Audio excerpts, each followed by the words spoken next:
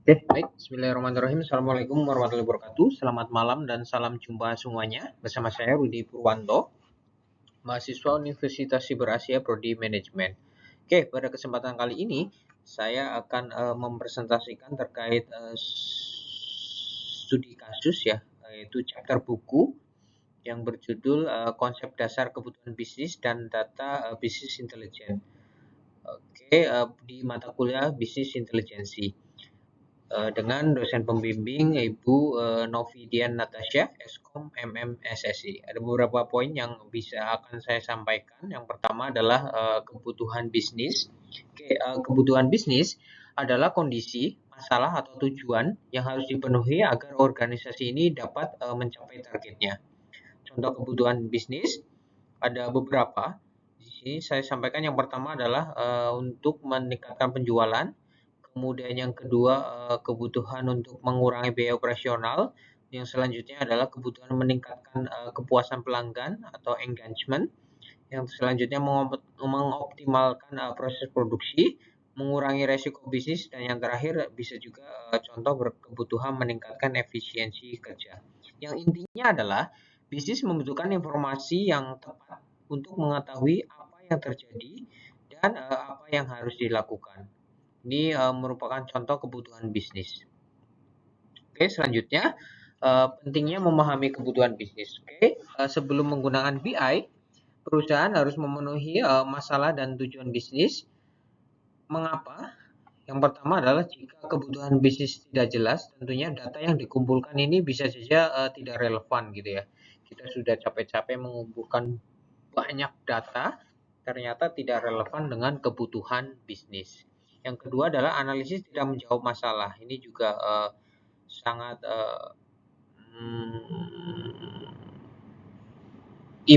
impact kalau bisnis ini tidak jelas. Yang selanjutnya dashboard tidak digunakan. Selanjutnya adalah keputusan bisnis menjadi kurang tepat atau bahkan salah. Yang terakhir adalah biaya implementasi BI ini menjadi sia-sia. Jadi tidak nyambung antara kebutuhan bisnis dengan data yang ada gitu ya. Prinsip utamanya adalah bisnis problem. Ini disimpan di dalam sebuah data. Selanjutnya dianalisa sehingga menemukan insight, sehingga dari insight tersebut bisa menjadi inputan sebagai decision making atau pengambilan keputusan gitu ya. Contoh keputusan bisnis, meningkatkan penjualan, pertanyaan bisnisnya adalah produk apa yang paling laku gitu ya. Mengurangi biaya apa sih yang terbesar dan berasal dari mana gitu. Meningkatkan pelanggan, mengapa pelanggan berhenti membeli. Meningkatkan produksi, mesin atau proses mana yang paling tidak efisien. Meningkatkan profit, produk mana yang memberikan margin paling besar. Ini merupakan contoh-contoh kebutuhan bisnis dan pertanyaan-pertanyaan yang bisa muncul. Sehingga kesimpulannya kebutuhan bisnis baru diterjemahkan menjadi business question yang tepat dijawab menggunakan sebuah data seperti itu ya. Oke, selanjutnya konsep bisnis intelijen atau BI, apa itu data dalam bisnis intelijen? Data adalah kumpulan fakta atau catatan yang menjadi dasar untuk menghasilkan informasi atau sebuah insight gitu ya. Contoh data ini bisa berupa data penjualan, data pelanggan, data produksi, data persediaan, data keuangan, data kualitas, data transaksi, dan lain sebagainya. Yang di dalam BI ini data itu bisa berasal dari berbagai sumber seperti ERP, CRM, database, Excel atau spreadsheet, IOT, dan lain sebagainya. Yang ini bisa digabungkan menjadi sebuah data BI. Jadi data-data dari berbagai sumber ini yang terintegrasi akan menjadi sumber utama bagi analisis dan pengambilan keputusan yang tepat. Oke, selanjutnya dari data tersebut bisa menjadi sebuah informasi, informasi bisa menjadi sebuah insight, dan insight menjadikan sebuah keputusan atau decision. Misalnya salah satu konsep dasar dalam BI adalah mengubah data mentah menjadi keputusan.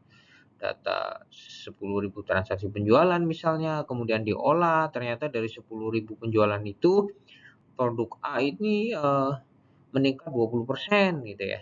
Kemudian ini menjadikan insight juga peningkatan terjadi karena di wilayah tertentu misalnya di Sumatera Selatan, Jawa dan lain sebagainya, sehingga dari data dan informasi dan insight ini bisa diambilkan sebuah decision bahwa perusahaan bisa meningkatkan stok produk A di wilayah tersebut. Jadi BKI bukan hanya menampilkan data, tetapi membantu di dalam menghasilkan sebuah keputusan gitu ya. Ini sangat penting di dalam konsep bisnis. Untuk selanjutnya, peran bisnis intelijen dan kesimpulan. Peran bisnis intelijen atau BI bisa membantu organisasi yang pertama di dalam monitoring atau memantau kondisi bisnis melalui dashboard, kemudian analisis, menganalisis tren dan mencari penyebab di dalam sebuah masalah. Kemudian yang selanjutnya yang ketiga bisa juga berperan sebagai prediction atau membantu perkiraan kondisi yang mungkin terjadi. Dan yang terakhir adalah decision making, yaitu mendukung pengambilan keputusan berdasarkan fakta ya. Contohnya adalah data penjualan ini diterjemahkan di dalam sebuah dashboard. Dari dashboard ini bisa digunakan untuk analisis tren yang hasilnya adalah sebuah insight, sehingga dari insight tersebut bisa menghasilkan sebuah strategi bisnis penjualan. Oke, kesimpulannya, kebutuhan bisnis ini menentukan masalah dan tujuan yang ingin dicapai. Itu yang pertama. Yang kedua, data ini menjadi sumber utama di dalam proses analisis. Yang ketiga adalah bisnis intelijen ini mengubah informasi atau data mentah menjadi sebuah informasi dan juga insight. Kemudian insight membantu memahami kondisi dan membaca sebuah peluang bisnis. Dan yang terakhir adalah decision atau insight digunakan untuk menghasilkan keputusan yang lebih tepat. Kesimpulannya, data yang baik menghasilkan informasi, informasi tepat menghasilkan insight, dan insight yang tepat bisa menghasilkan keputusan bisnis yang lebih baik. Oke, itu merupakan poin-poin yang bisa saya sampaikan di dalam chapter tersebut. Kurang lebihnya mohon maaf. Sekian. Assalamualaikum warahmatullahi wabarakatuh.